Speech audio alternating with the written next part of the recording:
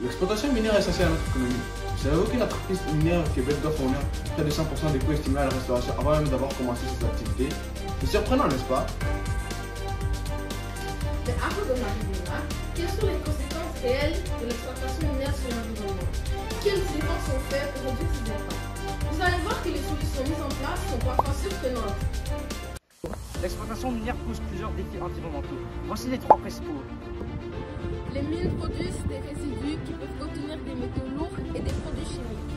S'ils ne sont pas bien gérés, ils risquent de contaminer les rivières et les nappes phréatiques. Le deuxième impact est la déforestation et la perte de biodiversité. En effet, les mines à ciel ouvert nécessitent de grosses surfaces, ce qui entraîne la destruction d'écosystèmes entiers. Certaines espèces animales et végétales peuvent même disparaître. Le troisième impact est l'émission de gaz à effet de serre. En effet, le transport des matériaux, le fonctionnement des machines et les procédés d'extraction libèrent une quantité importante de CO2. Mais heureusement, plusieurs entreprises minières adoptent des pratiques plus durables pour limiter ces impacts. Regardons quelques solutions en action. Les solutions écologiques.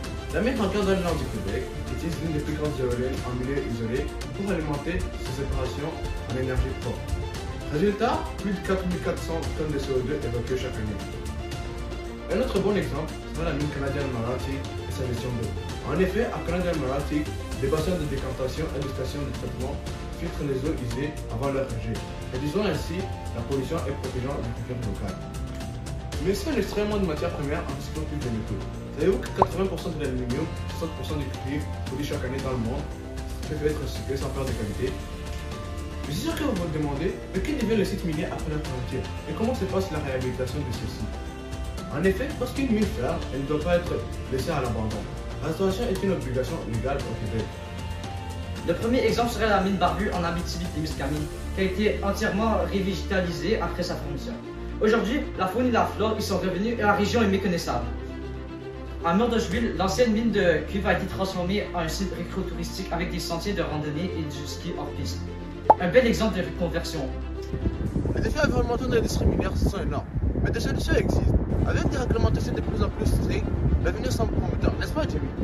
Mais la question reste, peut-on concilier le développement économique et le respect de l'environnement? Je ne sais pas, mais j'espère bien.